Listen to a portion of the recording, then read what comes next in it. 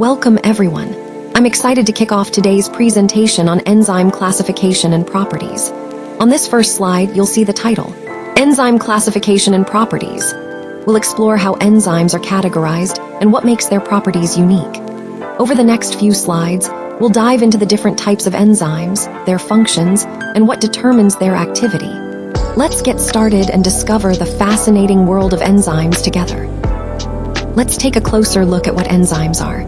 Essentially, enzymes are biomolecules, and they can be either proteins or RNA molecules.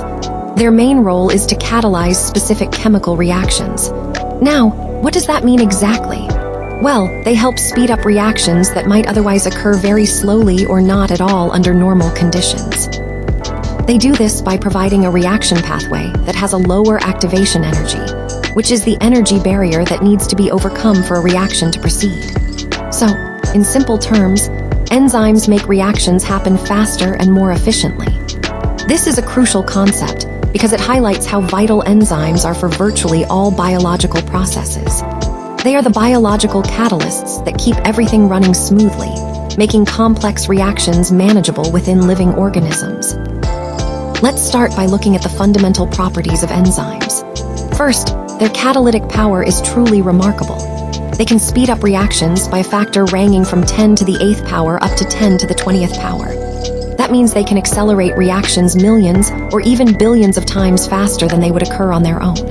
And importantly, enzymes do this without being consumed in the process. They're not used up, so they can catalyze many reactions over and over again.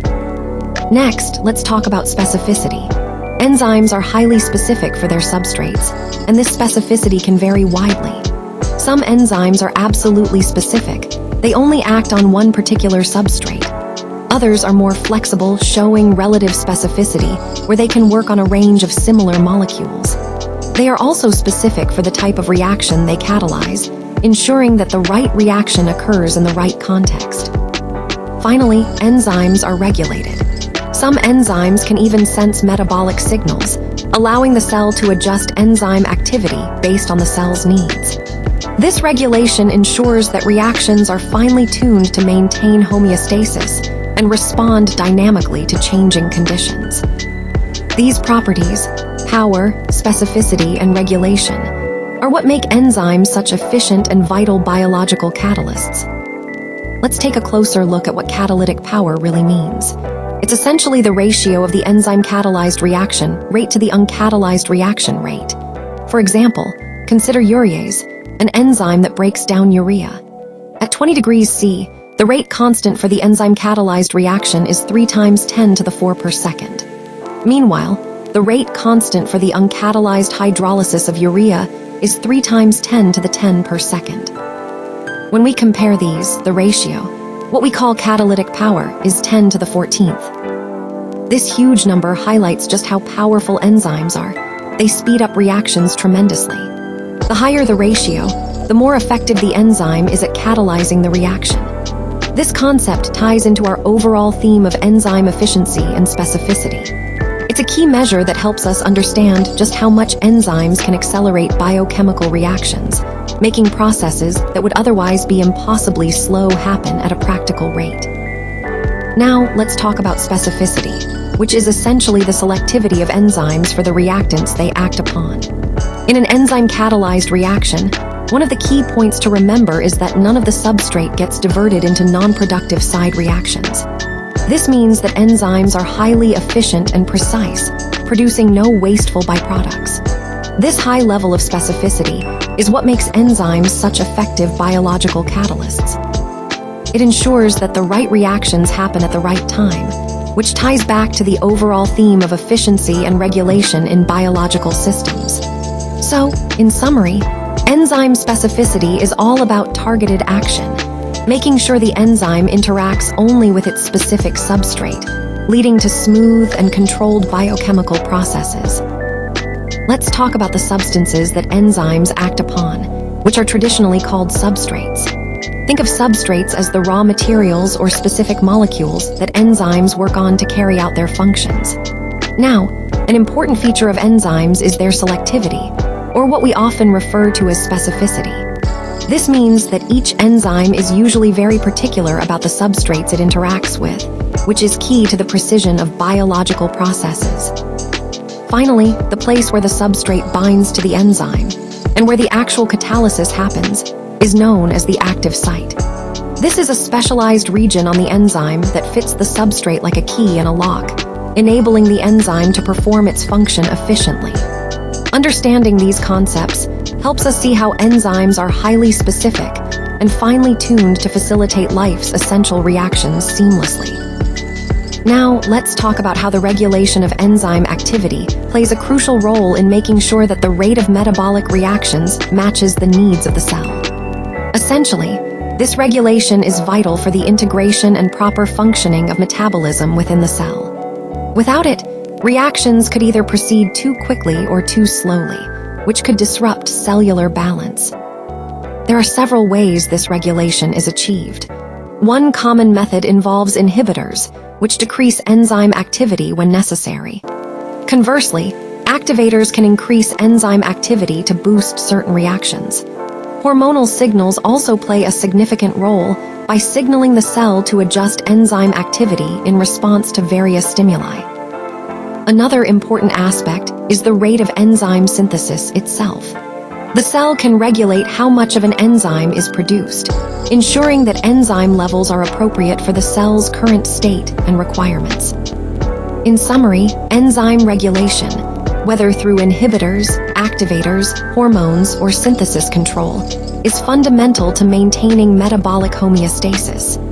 It helps ensure that reactions occur at the right rate, supporting overall cellular health and function. As early as the late 1700s and early 1800s, scientists already had some understanding of digestion. They knew that the stomach secretions played a role in breaking down meat, and that plant extracts and saliva could convert starch into sugars. However, even with this knowledge, the actual mechanism behind how these processes worked was still a mystery. It's interesting to see how foundational these early discoveries were, setting the stage for future research. This history highlights how our understanding of digestion has evolved over time, moving from basic observations to uncovering the detailed mechanisms involved. In the 19th century, scientists were really trying to understand how sugar is turned into alcohol by yeast. Louis Pasteur made a groundbreaking observation during his studies. He proposed that this process, which we now call fermentation, wasn't just a simple chemical reaction. Instead, he believed it was catalyzed by a vital force, something alive within the yeast cells himself called ferments. This was a big idea at the time, because people thought these ferments only functioned inside living organisms. Pasteur emphasized that alcoholic fermentation isn't just a result of dead or decaying matter. It's an active, life-related process. He wrote that alcoholic fermentation is an act correlated with the life and organization of the yeast cells, highlighting that the process depends on the living nature of the yeast, not just on chemical reactions happening after death. This insight was crucial because it shifted the way we understood fermentation, from a purely chemical process to something fundamentally linked to life itself, setting the stage for modern microbiology. In 1878, a German physiologist named Wilhelm Kuhn, who lived from 1837 to 1900, was the first to use the term enzyme. This was a significant moment because it helped define a new class of biological catalysts. The term enzyme was later extended to include non-living substances like pepsin, which is an enzyme that helps digest proteins. Interestingly, before the term enzyme became common, the word ferment was used to describe the chemical activity produced by living organisms, especially in processes like brewing and baking. Fast forward to 1897, when Eduard Buchner started studying yeast extracts. What's fascinating is that he looked at these extracts that had no living yeast cells in them and found they could still ferment sugar. This was a groundbreaking discovery because it showed that fermentation could happen without the whole organism being alive. Buchner called the enzyme responsible for fermenting sucrose, zymase. His work was so important that in 1907, he received the Nobel Prize in Chemistry. He was recognized for his biochemical research and most notably, for discovering that fermentation could occur in cell-free extracts, which was a huge step forward in understanding enzyme activity and metabolism. This history really highlights how our understanding of biological processes evolved from thinking they were solely dependent on living organisms to recognizing the vital role of enzymes as catalysts, even outside the cell. Often, enzymes are named by taking the name of their substrate and adding the suffix -ase to it. For example, urease, which acts on urea, or DNA polymerase, which synthesizes DNA. This naming convention helps us easily identify the enzyme's function based on what it acts upon. When we talk about classification and nomenclature, it's important to remember that this system provides a clear and organized way to name enzymes, making it easier for scientists to communicate about their functions. Overall, understanding how enzymes are named gives us insight into their specific roles in biological processes and helps us connect their names with their functions within the broader context of biochemistry. Let's take a look at some interesting examples of how the names of enzymes can be quite misleading, as they often bear little resemblance to their actual activity. For instance, consider catalase, which is the enzyme responsible for decomposing hydrogen peroxide. The name might suggest some sort of catalytic process related to catalysis, but in reality, it's primarily breaking down peroxide into water and oxygen. Another example involves proteolytic enzymes, also known as proteases, which are crucial in the digestive tract for breaking down proteins. Now, here, where it gets interesting. Trypsin, a well-known protease, gets its name from the Greek word trine, meaning to wear down or break apart. That's a pretty fitting description of what it does, breaking down proteins into smaller peptides. Similarly, pepsin is named after the Greek word pepsis, meaning digestion. And again, that's exactly what it does. It plays a key role in digesting proteins in the stomach. So the main takeaway here is that enzyme names can sometimes be quite misleading if we rely solely on their names to understand their functions. It's important to look beyond the names and understand their actual roles and mechanisms, which ties back into the overall theme of understanding enzyme activity and specificity. In 1956, there was a significant step forward in enzyme classification. The goal was to create a systematic basis for enzyme nomenclature, so scientists could communicate more clearly about these biological catalysts. To do this, they developed a 4-digit numbered code. The first digit indicates the major class of the enzyme, which helps group enzymes based on their primary function. The second digit specifies the subclass, narrowing down the enzyme's specific type. The third digit points to the subclass, giving even more detail about its activity. And finally, the fourth digit identifies the exact enzyme itself. This structured approach, known as IUB nomenclature, really helps bring order and clarity to enzyme classification. It connects to the overall theme of organizing biological information in a way that makes it easier for us to study and understand enzyme functions systematically. Today, I want to walk you through the classification of a specific enzyme, starting with the second level, which is the class name, transferase. Transferases are enzymes that facilitate the transfer of functional groups from one molecule to another, playing a crucial role in various metabolic processes. Moving to the seventh level, we have the subclass name, phosphotransferase. This indicates that the enzyme specifically transfers phosphate groups, which are vital in energy transfer and regulation within the cell. At the first subclass level, it's categorized based on the acceptor molecule, in this case, a hydroxyl group. So this enzyme transfers a phosphate group to a hydroxyl group, which is common in many biochemical pathways, especially in carbohydrate metabolism. Then, at the specific enzyme level, it's identified as D-glucose as the phosphoryl group acceptor. This means that D-glucose is the molecule receiving the phosphate group, which is essential in processes like glycolysis. Finally, the detailed enzyme classification is 2711, known as ATP, glucose phosphotransferase. This tells us that the enzyme uses ATP as the phosphate donor to phosphorylate glucose. Recognizing this enzyme helps us understand how glucose is activated for further metabolism, tying into the broader theme of energy transfer and metabolic regulation in the cell.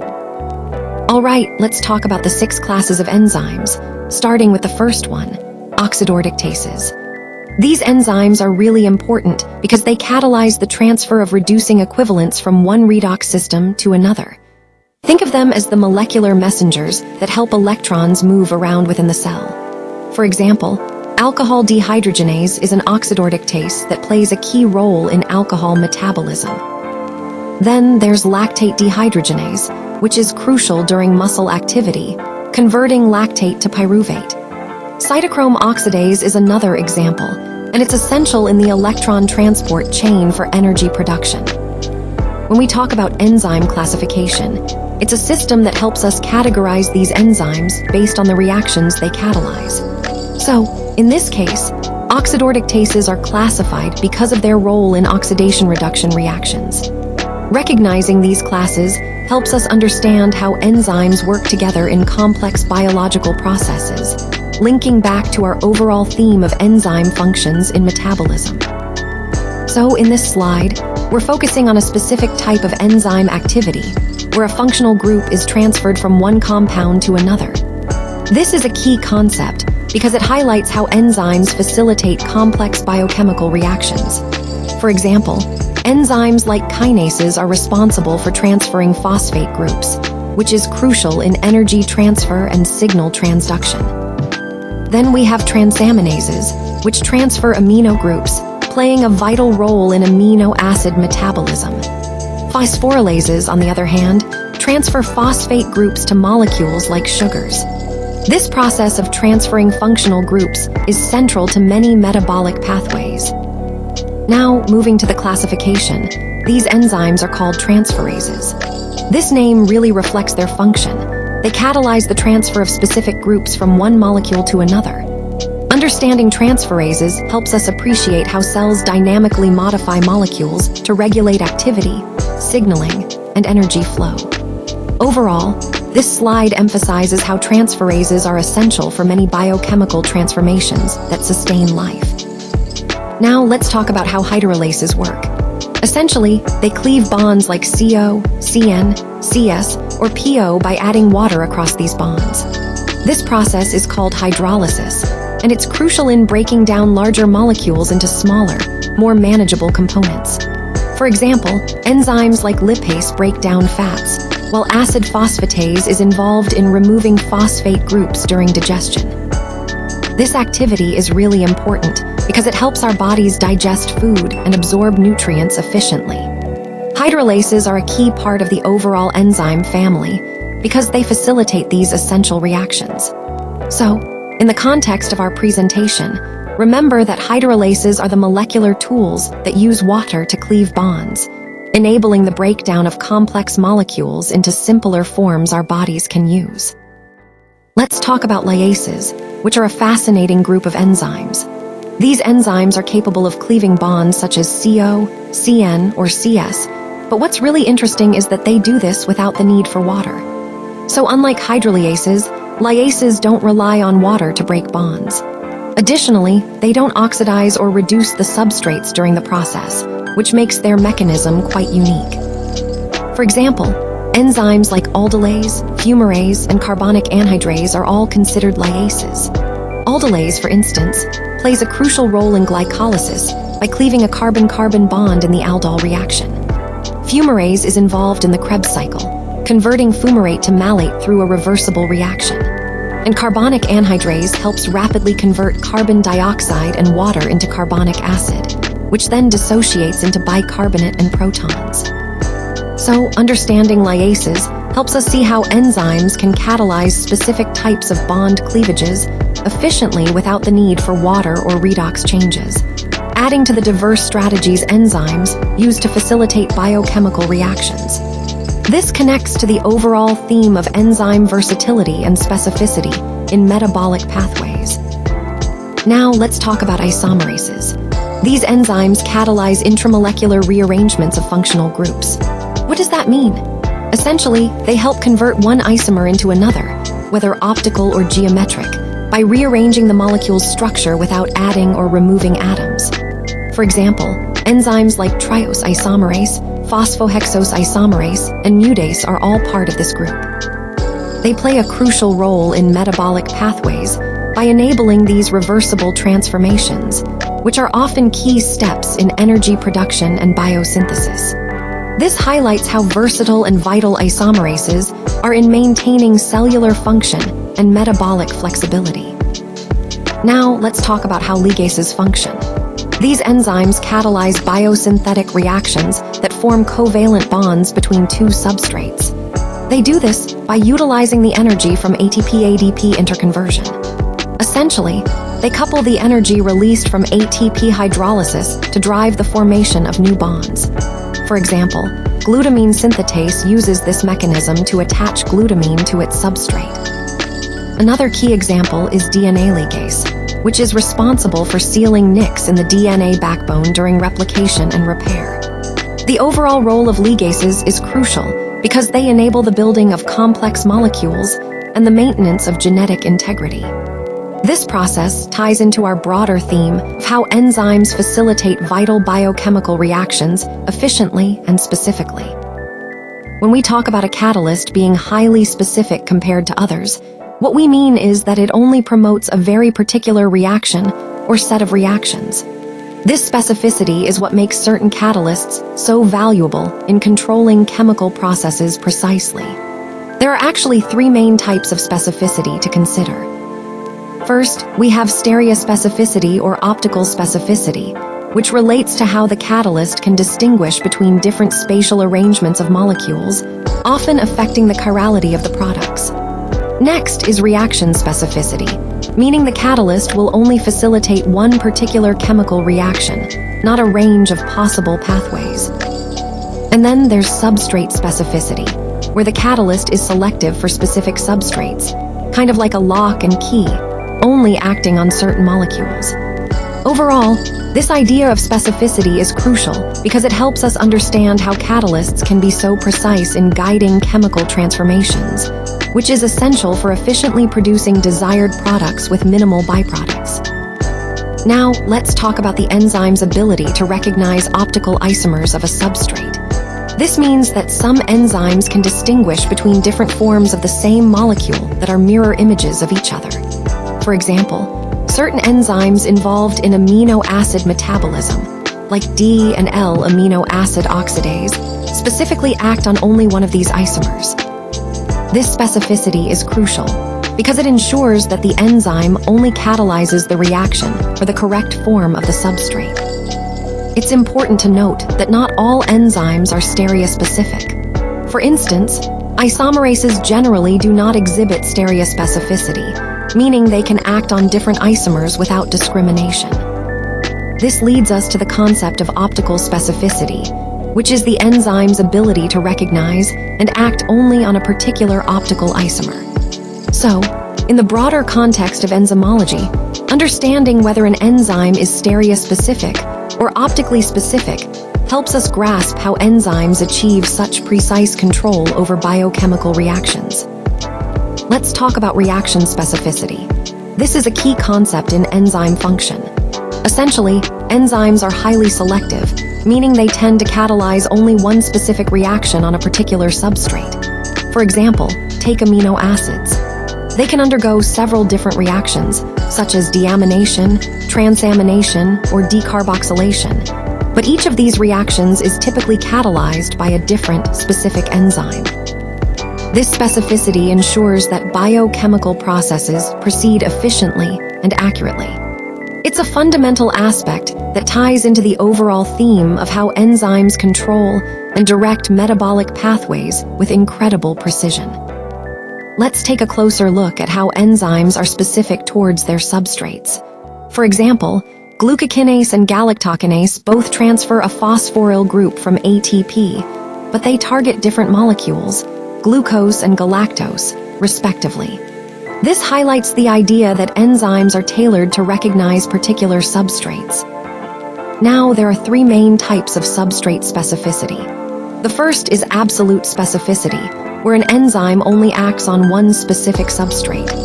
The The second is relative specificity, meaning the enzyme prefers one substrate but can act on others to some extent. And finally, broad specificity, where an enzyme can work on a wide range of substrates. Understanding substrate specificity is key because it helps explain how enzymes contribute to the precision of metabolic pathways. They are not just random catalysts, they're highly selective, which ensures the right reactions happen at the right time. This concept ties into the overall theme of enzyme efficiency and regulation in metabolism. Now, let's talk about enzyme specificity. One of the key points here is that enzymes act only on one substrate, which means they are highly selective in their activity. For example, urease is an enzyme that specifically catalyzes the breakdown of urea. This specificity is known as absolute substrate specificity, meaning urease will only recognize and act on urea, not on other similar molecules. This high degree of selectivity is crucial because it ensures that enzymes carry out their functions efficiently without unwanted interactions. It also highlights how enzymes are finely tuned to their particular substrates, which ties into the broader theme of enzyme precision and biological regulation. So, in summary, enzymes like urease exemplify the concept of absolute substrate specificity, acting exclusively on their designated molecules to maintain proper cellular function. Now, let's delve into how enzymes act on structurally related substrates. First, they can be divided into two main categories: group-dependent and bond-specific actions. When we talk about group-dependent activity, we mean that enzymes target substrates based on specific chemical groups. For example, trypsin specifically breaks peptide bonds after lysine residues, while chymotrypsin prefers aromatic amino acids like phenylalanine, tyrosine, or tryptophan. This highlights how enzymes can be selective based on the presence of particular groups within their substrates. On the other hand, bond specificity refers to enzymes that target very specific bonds within molecules. Proteolytic enzymes, for example, cleave peptide bonds at designated sites, and glycosidases target particular glycosidic bonds in sugars. This specificity is crucial because it ensures that enzymes act precisely where needed, which is essential for proper metabolic function. Lastly, we should consider relative substrate specificity. This concept describes how enzymes can have a preference or higher affinity for certain substrates over others, even if they can act on multiple similar molecules. This relative specificity helps regulate metabolic pathways efficiently, ensuring that enzymes prioritize the most relevant substrates under given conditions. Connecting all these points, understanding how enzymes recognize and act on structurally related substrates allows us to appreciate the fine-tuned specificity that underpins enzyme function and regulation in biological systems. Let's talk about acting on closely related substrates. For example, hexokinase doesn't just act on one specific sugar, it acts on many different hexoses. This is a great example of broad specificity in enzyme activity. Instead of being very selective, some enzymes are designed to recognize and process a range of similar molecules. This ability allows the enzyme to be more versatile and efficient in metabolic pathways. Recognizing this broad specificity is key to understanding how enzymes can adapt to various substrates, which ties back to the overall theme of enzyme flexibility and functionality in metabolism. Let's talk about proteins, or RNA now. The tertiary structure and the specific conformation of these molecules are absolutely essential for their catalytic power. You see, it's not just about having the right sequence. The three-dimensional shape determines how effectively they can facilitate reactions. When we refer to a holoenzyme, we're talking about the complete functional unit that is actively capable of catalysis. This includes the enzyme itself, along with any necessary cofactors. Speaking of cofactors, you'll often hear about apoenzymes and coenzymes. An apoenzyme is basically the protein part of the enzyme without its cofactor, so it's inactive on its own. When a coenzyme, which is a non-protein organic molecule, binds to the apoenzyme, it becomes a holoenzyme and gains its full activity. Now, understanding the chemical nature and properties of enzymes is crucial because these characteristics influence how enzymes work, their stability, and their interaction with substrates. All these aspects are interconnected and essential to grasp the overall role enzymes play in biological systems, especially in catalysis and metabolic regulation. All right, let's take a closer look at this table, which compares prosthetic groups and coenzymes or cofactors. First, we see that prosthetic groups are non-protein molecules that are tightly, often covalently, bound to the enzyme. This means they are stably incorporated into the enzyme structure and cannot be easily removed. Because of this strong binding, they are considered inseparable under normal conditions. On the other hand, coenzymes or cofactors are also non-protein molecules, but they tend to be loosely bound to the enzyme. This looser association makes them dissociable, meaning they can be separated from the enzyme, for example, by dialysis or other gentle separation techniques. The key takeaway here is that prosthetic groups are integral parts of the enzyme, permanently attached, ensuring stability. In contrast, cofactors or coenzymes are more dynamic, able to associate and dissociate as needed during the enzyme's function. Recognizing these differences helps us understand how enzymes are stabilized and how they interact with their helpers during catalysis, which ties back to our overall theme of enzyme structure and function. Let's talk about the different types of enzymes based on their structure. First, we have monomeric enzymes, which are made of a single polypeptide chain. An example of this is ribonuclease or trypsin. These enzymes are quite straightforward in their structure, functioning as a single unit. Next, there are oligomeric enzymes, which consist of more than one polypeptide chain. An example here is lactate dehydrogenase, or LDH, and aspartate carbamylase. These enzymes are more complex, often involving multiple subunits working together to carry out their function. Finally, we have multi-enzyme complexes. These are fascinating because they have specific sites designed to catalyze different reactions in sequence. The key point here is that only the native, or properly folded, conformation of the entire complex is active, not the individual parts alone. An example is pyruvate dehydrogenase, which is essential for linking glycolysis to the citric acid cycle.